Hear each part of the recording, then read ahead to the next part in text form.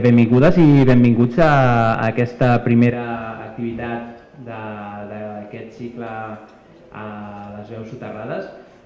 Jo soc l'Abus, soc historiador i també treballo aquí a la Lleialtat i us posaré una mica en context a aquest cicle, què és el que estem fent i també per què ho estem organitzant. Ara fa cosa d'un mes aproximadament vam tenir ocasió de poder baixar a un refugi antiaeri que tenim aquí ben a prop d'on estem ara, de la Lleialtat, que és el refugi antiaeri 819, que es troba justament sota l'església de Santa Maria de Sants. Vam poder baixar, no era la primera vegada que podia baixar, havia baixat en un parell d'ocasions abans, però era important baixar en aquest moment perquè justament, com si sou del barri segur que n'esteu informats i informades, doncs al lateral del carrer Sant Crist estaven fent unes obres que creiem que corria risc a aquell refugi. Vam poder baixar i efectivament les coses que vam veure quan vam baixar va ser que tota la part baixa del refugi, per on havíem baixat altres vegades, estava ple de fang. Fins i tot vam anar seguint aquell túnel, són uns 80 metres de galeries. Quan vam arribar al final vam trobar que efectivament la imatge que vam veure ens va impactar molt, perquè justament al final del carrer Sant Crist hi havia una excavadora que havia derruït dos dels accessos que donen en aquella part. En aquell moment vam pensar que era important començar una campanya. Des del districte ens deien que no, que estaven compromesos amb salvar el refugi i amb fer-lo visitable. El bisbat, que són els propietaris del terreny, deien el mateix, però a efectes pràctics el que veiem és que de les 3 galeries que havia tingut, els 3 accessos, hi ha un accés una mica estrany, però que havia tingut el refugi, actualment ja només en queda un, no? Llavors vam començar una campanya en la qual en molt poc temps, ja veieu, això fa un mes només, s'hi han sumat com unes 40 i pico entitats, hi ha com unes 400 persones que han signat a favor del manteniment d'aquest refugi, i on especialment el que demanem, més enllà de les voluntats que creiem que sí, que està molt bé que ens diguin que es vol salvaguardar aquest refugi, però que ens ho demostrin en fets i especialment també si es vol fer visitable, que plantegin com ho volen fer i una mica això. Vam pensar que era important, ja que ha sigut un tema que en un mes ha remogut moltes consciències, vam pensar que era important fer unes jornades en les quals servissin col·lectivament com a barri també per fer una reflexió sobre aquests espais, sobre la memòria històrica a la qual estan lligats, no? I bé, ja veieu que hem fet una jornada que està plena d'activitats molt diverses, hi ha xerrades, farem una passejada, també hi ha una història també, que és que durant la Guerra Civil els nens de l'escola Lluís Vives, que també, pels que la conegueu, també està aquí ben a prop, gràcies a la tasca dels mestres van dibuixar una mica el seu dia a dia. Llavors són uns dibuixos que són bastant impactants perquè és la guerra vista amb ulls d'infants, i aquests dibuixos hem tingut la sort que s'han pogut conservar. Llavors ara hem fet una petita expo que la tenim a la sala de baix. Ja veieu que ho hem muntat una mica a correcuita tot i com hem pogut. És una sala que no està sempre visitable, però com a mínim si passeu algun dia és molt probable que la podeu veure. Després també hi ha una altra activitat que ens fa molta il·lusió fer-la perquè lliga justament amb tot aquest tema de memòria, que és justament la mateixa escola, l'escola Lluís Vives, ja que tenien tots aquests records d'aquests infants que no només van fer dibuixos, sinó que també van fer diaris del dia a dia. Des d'aquesta escola actualment tenen un projecte que es diu Donar veu a la memòria, que el que fan és crear peces teatrals amb aquell material de nens com ells que havien anat a la mateixa escola i que van viure moments com aquest del qual parlarem avui. Ens fa també molta il·lusió que així a correcuita, però hem aconseguit que molta gent assumi en aquest cicle i també hi haurà un espectacle de Donar veu a la memòria que justament parla d'aquest moment històric, dels bombardejos durant la Guerra Civil. Dit això, em poso una mica pel tema. Us deia abans que jo soc historiador, fa molt de temps que estic fent una mica sobretot divulgació de la història de Sants i de recuperació d'aquesta memòria històrica. Fa molts anys que estic fent articles i sempre buscant, i fa molts anys que un dia va caure a les meves mans un llibre que es deia Oblits de rereguarda, que és un llibre amb el qual hi va treballar la Judit, i bé, mirant aquest llibre em vaig sorprendre perquè una de les coses que apareix són els llistats justament d'aquests refugis. Llavors, clar, quan vaig començar, curiositat, imagino que a tothom li passa, quan comences a veure aquells llistats te n'adones que hi ha un munt de carrers que són els carrers als quals has passat la teva vida, des del carrer Canalejas al carrer Toledo o molts d'aquests carrers que et són molt familiars. Llavors, a partir d'aquell moment, a mi el que em va sorprendre va ser tenim tots aquests refugis aquí a Sants, gràcies a aquest llibre vaig fer un buidatge i vaig veure que a Sants, Hostafrancs, Bordeta hi havia com 130 refugis antiaeris. I vaig començar una mica a buscar.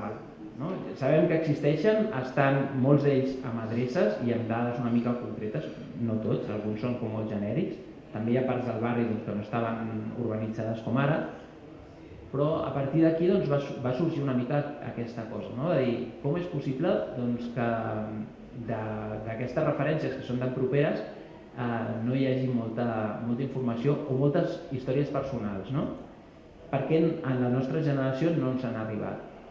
A partir d'allà vaig començar a fer una mica de recerca, vaig començar a intentar entrevistar a veïns i a veïnes, gent més gran del barri que ho poguessin haver viscut, i en general sempre em trobava en general com amb un silenci. Costava molt que la gent comencés a parlar sobre el tema. Fins que vaig trobar una persona en concret que va ser el Joan Fàbregas Morlà, que és un senyor que em va venir a buscar, va contactar amb la gent del centre social i havia escoltat que hi havia un noi que estava removent aquests temes i ell volia explicar una història personal. El Joan Fàbregas em va portar a la plaça Bonet i Moixí i en allà em va col·locar davant de la paret de l'església i em va dir: fixa't en aquesta paret que està feta tota de pedres, però hi ha un espai en el qual són maons. És un espai, justament l'espai que està entre la plaça Bonet i Moixí, l'antiga plaça Màlaga, i la plaça Ibèria. És un espai pel qual jo havia passat centenars, milers de vegades, i mai m'havia aturat a fixar-me en allò. El motiu pel qual aquella paret era una paret de maons és que allò era l'entrada del refugi i és un refugi que havia estat taponat després de la Guerra Civil.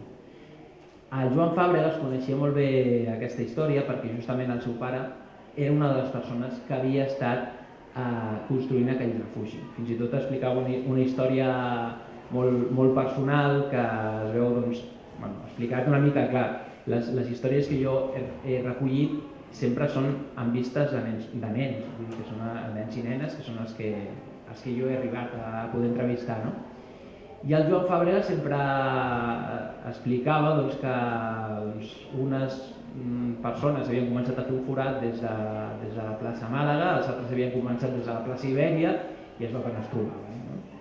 I es veu que el seu pare havia fet el servei militar al cos d'enginyers i tenia una mica de coneixements, llavors els hi va començar a donar una mica de consells, no? I sembla ser que finalment van poder construir aquest refugi.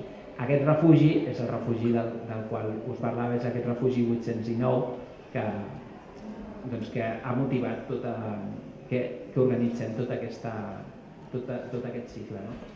I bé, justament per recuperar la memòria de tota aquesta gent que va viure aquests moments, com en Joan Fàbregas, però com tants altres veïns i veïnes de Sants, doncs justament hem cregut que era important. I bé, us deixaré amb la Judit. La Judit és periodista, però també és historiadora. A banda d'aquest llibre ha fet, us podria fer la llista, però ha fet molts llibres més sobre refugis antiaeris i la defensa passiva de la ciutat de Barcelona. I jo crec que és una gran sort tenir-la avui amb nosaltres i poder començar aquest cicle. Moltes gràcies.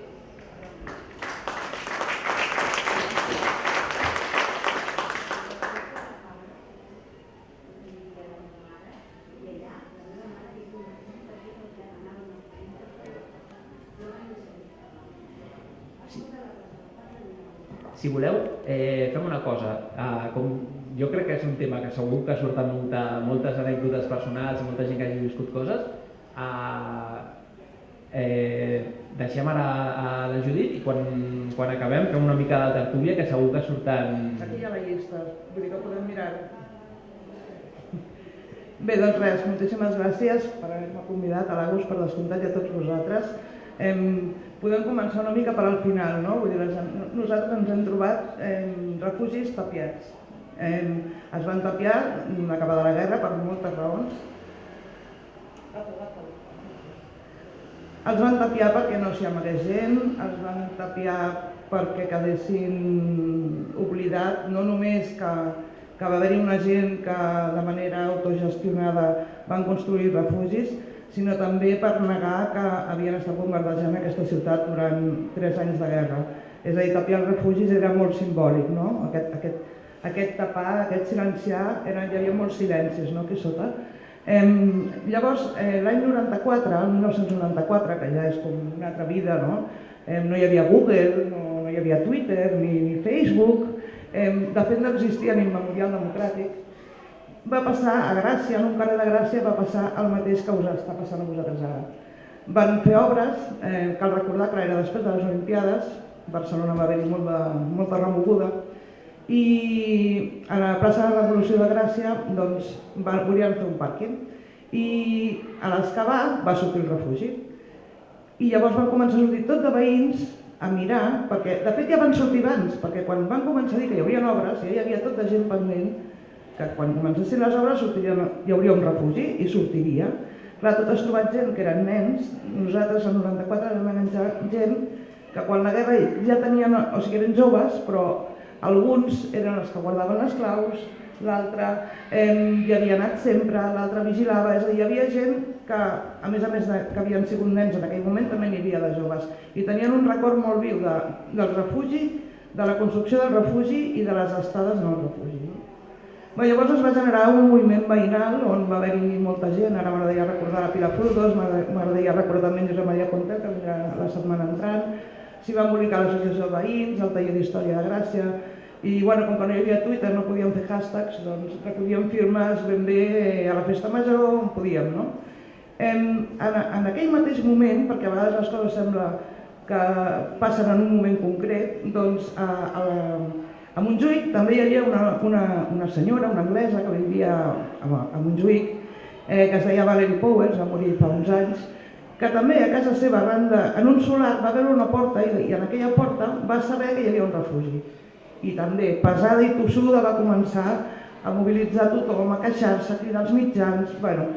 En un moment donat ens vam trobar que des de les dues puntes de la ciutat pràcticament estaven reivindicant que hi havia una cosa que era un refugi antiaeri que se n'havia parlat molt poc, perquè de fet a nivell historiogràfic només el llibre d'en Soler Sabater i d'en Vilarroya sobre els bombardejos dedicava un apartat als refugis, però no l'havien estudiat específicament perquè ells parlaven de les bombes dels bombardejos.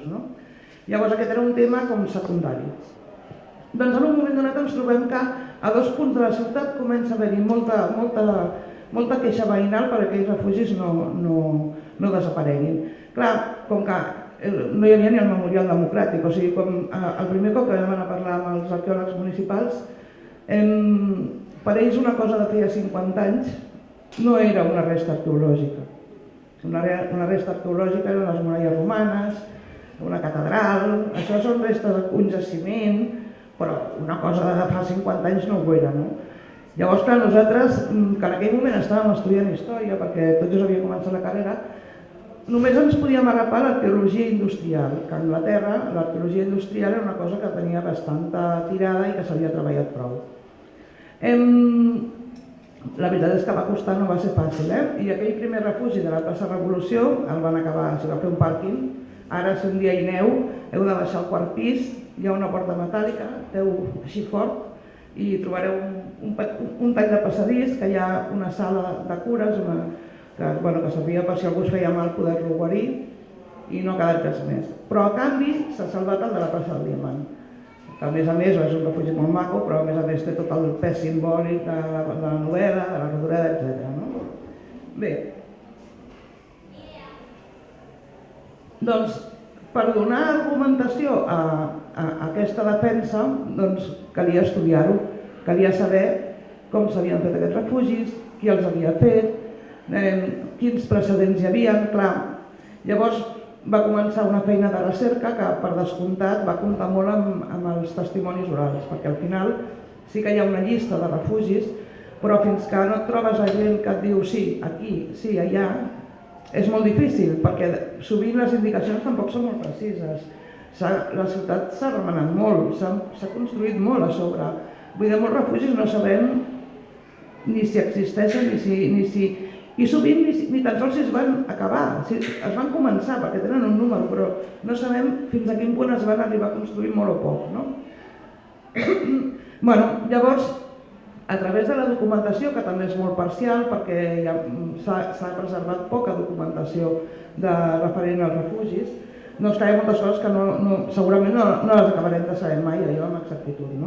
Però sí que al principi de la guerra, quan comença la guerra, hi havia hagut uns precedents de bombardeig que havien sigut a Visínia, la guerra d'Itàlia contra Visínia, però no eren ciutats d'aquesta dimensió i no eren bombardejos sistemàtics com aquest.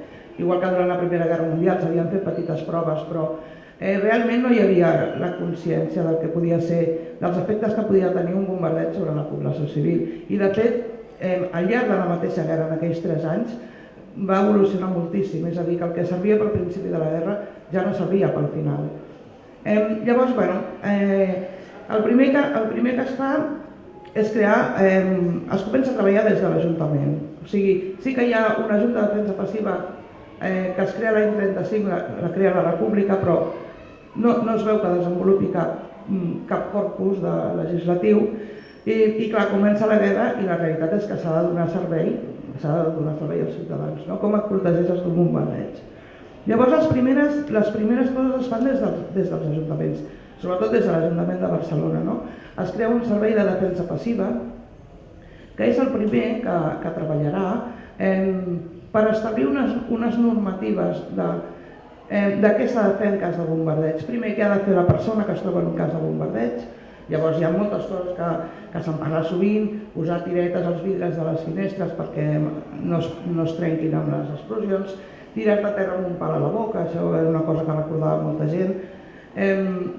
Tota una sèrie de mesures de com comportar-se, tancar el llum, apagar el gas, no amagar-te en determinats llocs que, clar, si no ho saps, quan una cosa no la saps, pots cometre moltes imprudències.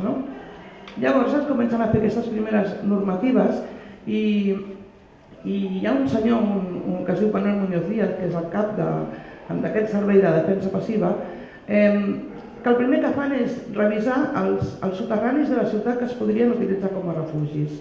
O sigui, què tenim que puguem fer servir?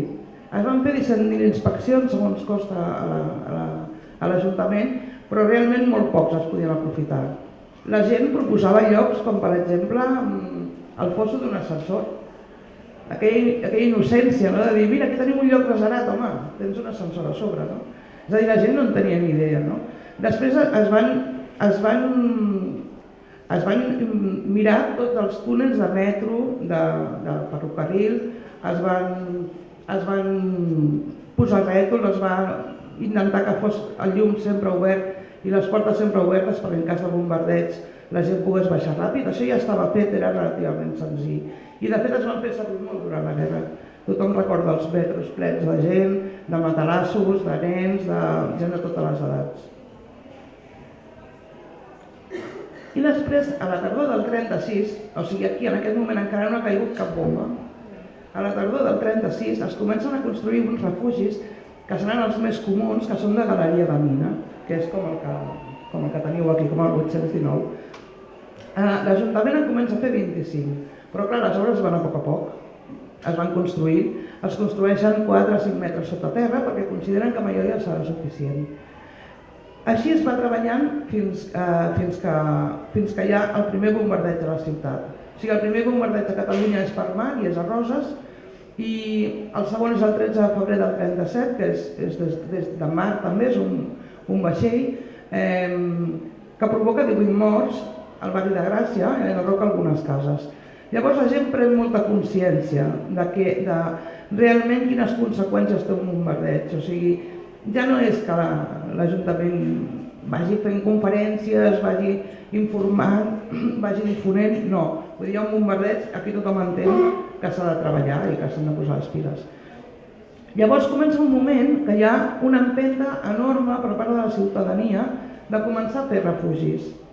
D'entrada no sembla una cosa molt complicada, perquè aprofiten totes les tècniques de construcció catalanes clàssiques i aprofiten solars, carrers, places, això que expliques, no? Un comença per aquí, l'altre per allà, després a vegades hi ha aquests problemes que no s'acaben de trobar. Llavors l'Ajuntament fa uns llibrets explicant com s'ha de construir un refugi, quines característiques ha de tenir perquè sigui resistent i segur. Algunes d'aquestes característiques, suposo que en compte us explicarà se'n van entrant, però clar, ha de tenir 2 o 3 sortides perquè si cau una bomba en una sortida es pugui sortir per les altres. Les sortides millor que facin ziga-zaga per evitar la daia expansiva de les bombes, que no entri metralla en un refugi. La profunditat a què han d'estar, el corrent al terra dintre dels refugis perquè no s'estigui les fosques, fins i tot les normatives de comportament a dintre, no? Per exemple, no fumar, no? Perquè no fumar, no baixar armat, no baixar amb pistoles, clar. Hi ha coses que ara ens semblen com molt estranyes però que en aquell moment eren importants, no? Doncs en aquest moment es comencen a construir molts refugis, sobretot a les barriades. A les barriades vull dir a Gràcia, a Sants, al Poble Nou, al Poble Sec, a tots aquests barris on hi havia molt moviment, un moviment associatiu molt ric. Vull dir, en el cas de Gràcia, per exemple, és claríssim que la mateixa gent que fa els guarniments dels carrers per la festa major, que tenen un president, un tresorer, un secretari, són els mateixos que fan el refugi. I també recullen diners, també fan torns d'horari de feina. Bueno, clar, per això els barris hi ha aquest allau que fins i tot surt en algun diari com dient hi ha una febre constructiva increïble i tots els carrers són potes en l'aire. Això és el que diguem defensa passiva. Clar que hi ha una defensa activa, no? La defensa activa és una defensa que ha de procurar el govern. La defensa activa són els canons antiaeris i són els caces que poden plantar cara als avions i fer-los fora. Però clar, de caces molts no n'hi havia, és a dir, n'hi havia molt pocs. A l'hora de la veritat quedaven els canons antiaeris, els que hi havia al Carmel, la meva aviat deia que li deien l'avi, perquè se sentien com que els protegia tant que per ells era l'avi. Era la manera com el coneixien, no? Però només hi havia això. Heu de pensar que en aquest moment, és a dir, quan hi ha el primer bombardeig, no hi ha radars com ara. O sigui, ara els radars són d'una perfecció increïble, en aquell moment no n'hi havia. És a dir, la gent es refiava dels gossos. Molts veïns deien, quan venia un avió, sentien el soroll que fan i començaven a abordar. I llavors ells era quan sortien corrents. S'havien fet molts intents d'enviar barques enmig del mar perquè quan veiessin un avió doncs, poguessin avisar, però era un sistema molt poc perfeccionat. També cal dir que no ho he dit, que hi ha un intent a l'estiu del 36 de reconquerir Mallorca, és a dir, que Mallorca no estigui en mans dels feixistes, però aquest intent fracassa. Llavors Mallorca és com un portaavions enorme a 30 minuts de vol de Barcelona. És a dir, que ho tenien facilíssim. I a més, entre Mallorca i Catalunya només hi ha el mar. És a dir, no pots fer cap sistema de defensa entremig en aquell moment i amb aquella tecnologia. La veritat és que les normatives, fins i tot la normativa estatal, el que preveu és que diu dir que els refugis se'ls han de pagar els que els utilitzen. És a dir, el govern de la República no destina diners a la construcció d'aquests refugis.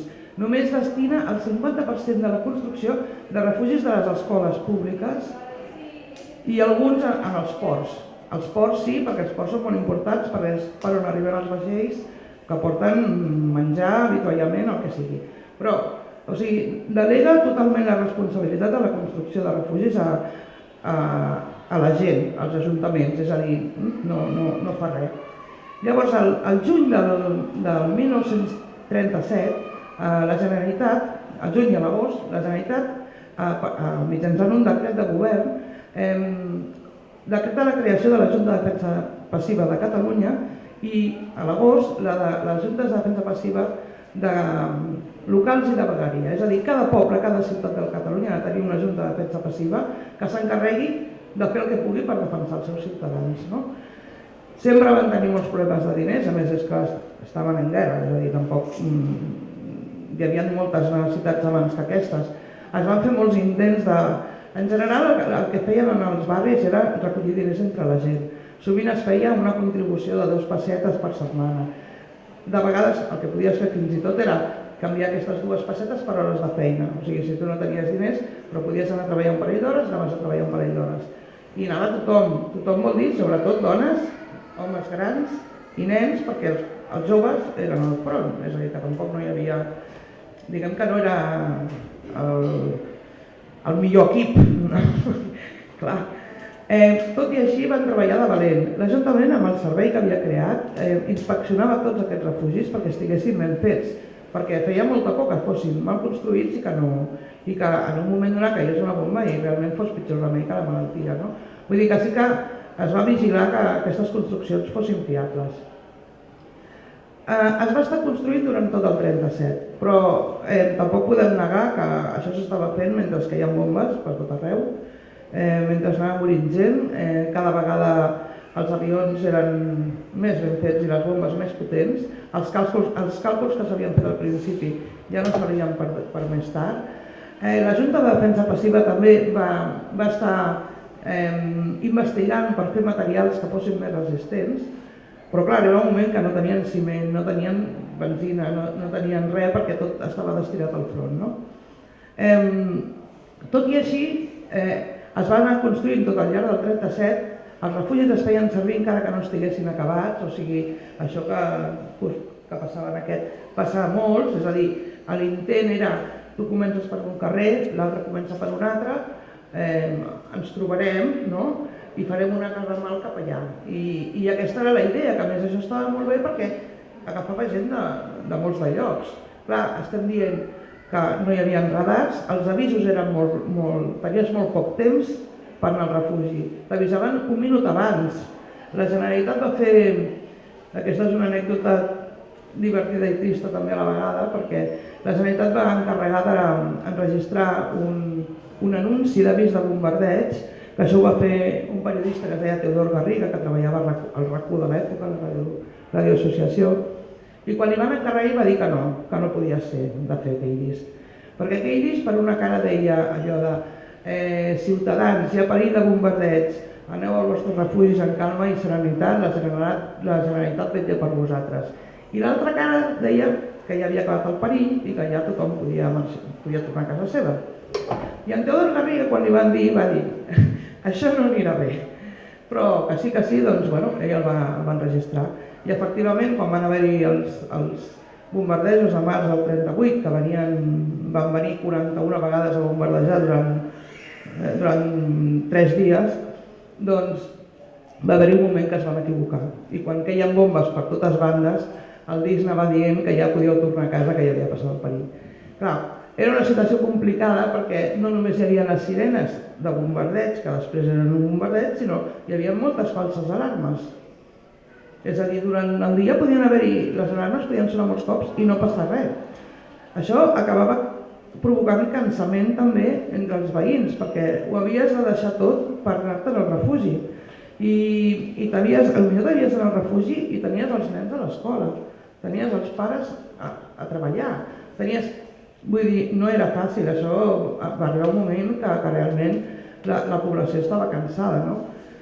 Que llavors arriba el març del 38, que són aquests 3 dies fatídics.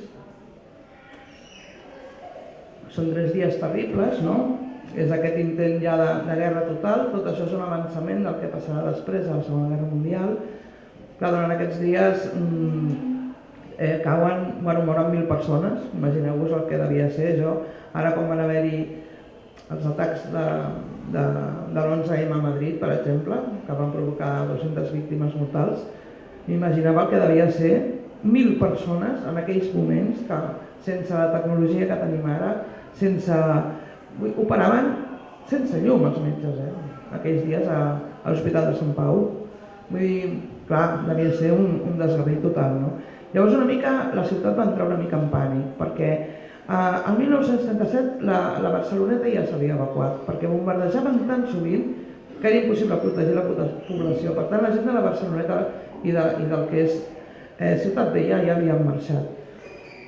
Però el 38 les bombes cauen al centre de la ciutat, ben bé al centre. Cauen a tot arreu, però sobretot al centre. Això vol dir tot l'Eixample, no? Evidentment també el Paral·lel, també, però cauen molt en una zona on no hi ha gaires refugis, no saben construir gaires, per la dinàmica de la població, perquè hi ha més metro, hi ha més tren, però clar, la realitat és que moren 1.000 persones, no? Llavors sí que realment els testimonis parlen d'una gran desmoralització, és a dir, hi ha escriptors que recorden gent marxant amb els matalassos a dormir al Parc Güell o a dormir a Montjuïc, a dormir a llocs on tinguessin la sensació d'estar protegits. Els metros es desborden perquè a més és un moment en què Barcelona és plena de refugiats d'altres llocs que ja no tenen casa. El mes de març és una mica el punt, no és el punt final de la construcció de refugis, però sí que realment hi ha una desmoralització molt gran. A més que ja no hi ha ciment, vull dir, realment hi ha un moment del final de la guerra que ja no hi ha ni benzina per anar a buscar els ferits, no? A més d'aquests refugis més de carrer, també se'n van fer més de galeria, de mina, no? D'aquests de galeria, també se'n van fer alguns cel·lulars, que eren uns refugis molt ambiciosos, que se'n van fer, em sembla que eren 35, hi havia la previsió, a tota la ciutat, que ocupaven la part de baix de moltes places, per exemple la plaça de Sant Jaume n'hi havia una sota, i que estava previst que quan acabés la guerra fossin utilitzats per una altra cosa, no? Per banys públics, perquè en aquella època la gent no tenien lavabo a casa, no tenien dutxes, doncs són banys públics, per pàrquings. O sigui, hi havia una mica aquesta idea de reutilitzar-los. Jo ara ja no sé si per on vaig, però... No només se'n va construir a Barcelona, de refugis se'n van construir a tot Catalunya. De fet, d'aquests 1.400 refugis és un llistat que està preservat a l'arxiu administratiu de la ciutat, però de tots aquests refugis no tenim dades exactes de com es troben. Llavors, cada 2 per 3 en van sortint de nous, sembla que sigui la primera vegada. Ara, com a mínim ara, perquè el temps amb això sí que ha servit i la pressió veïnal ha servit molt, doncs ara sabem que l'Ajuntament té un protocol a seguir quan es troba un refugi, no? Primer documentar-lo, i després generalment tapiar-lo. I llavors, si hi ha molt de soroll, preservar-lo. Però com a mínim sí que podem dir que a molts de llocs de Catalunya hi ha refugis antiaeris ara conservats, n'hi ha a la Garriga, n'hi ha a Granollers, n'hi ha a Sabadell. N'hi ha molts llocs que, clar, des del punt de vista de l'any 94 és un gran èxit, no? Perquè com a mínim sí que s'ha recuperat i s'ha tornat a donar veu a tota aquesta gent que d'alguna manera van demostrar que estaven preparadíssims per fer coses, perquè els catalans fem coses, per fer coses, doncs, també per fer refugis, per autoprotegir-se, si en un moment donat, doncs, en aquell moment doncs, es trobaven en una situació com aquesta. No? De fet, molts estrangers visitaven Catalunya i Barcelona aquells dies, van quedar parats de l'urbanització, de la construcció i de l'urbanització, i ja són mítiques les paraules de Churchill, no?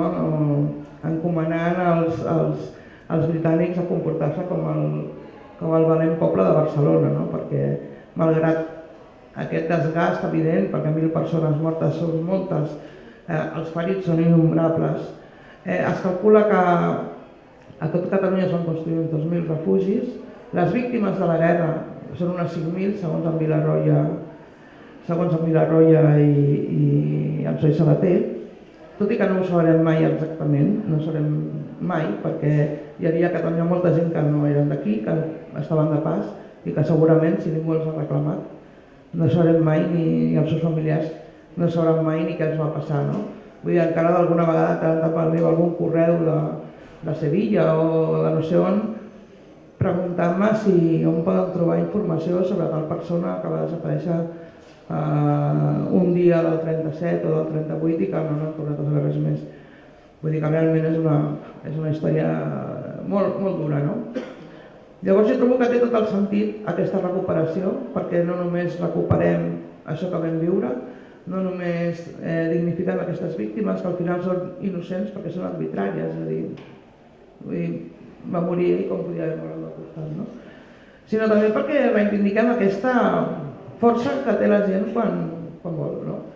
I amb aquesta capacitat de treball que quan volem tenim, com per ser capaços de construir 1.400 refugis en una ciutat com Barcelona, que és una cosa que jo sàpiga que no ha passat a cap altre lloc del món, jo que sàpiga. No hi ha cap altre referent com aquest, ni a Europa ni enlloc.